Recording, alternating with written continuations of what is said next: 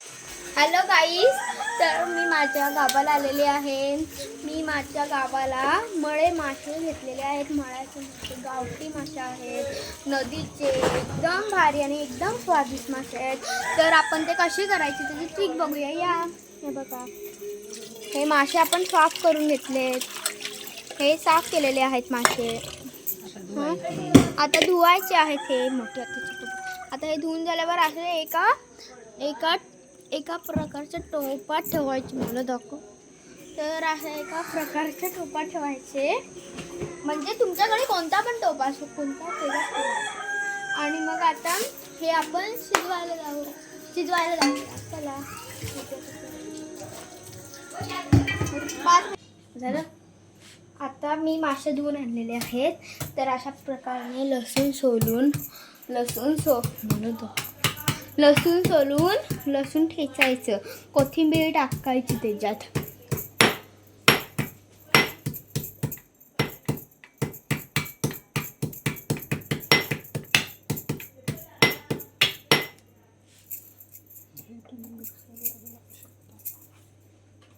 तुम्ही हे मिक्सरला पण लावू शकता. हळद टाकायची. मसाला टाकू आता आपण.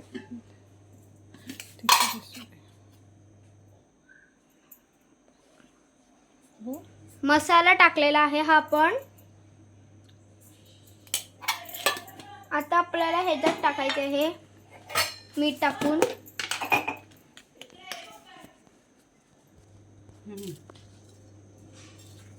ह्यात टाकलेला आहे आपण माशांच्यात मीठ.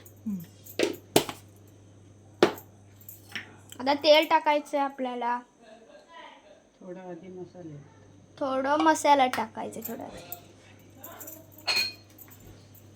आता पाणी घेते मी.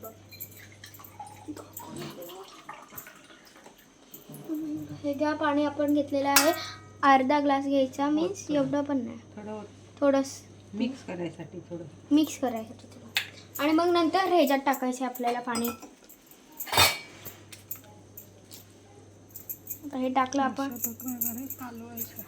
अशा प्रकारे आपण काढून घेतल्यावर आपल्याला ह्याच्यात थोडं पाणी टाकायला लागणार आहे.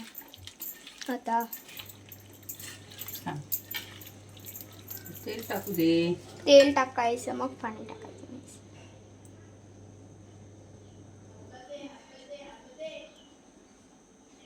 थोडं म्हणजे जास्त थोडं टाकायचं, थोडं जास्त. अशा प्रकारे मिक्स करून घेतलेलं आहे आपण. तर आता ह्याच्यात पाणी टाकूया आपण.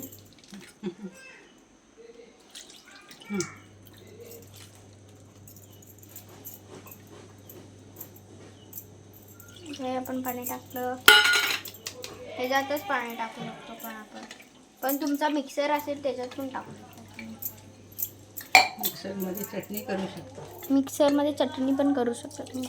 तर आपण हे टाकलेलं आहे ह्याच्यात. तर ते हे काहीतरी अशा प्रकारे होईल. त्याच्यात कोकम टाकायचं. ह्याच्यात कोकण टाकायचं आंबटसाठी. जर तुम्हाला कोकण टाकायचं असेल कोकण टाकू शकता, मीठ टाकू शकता, कोकण टाकू शकता.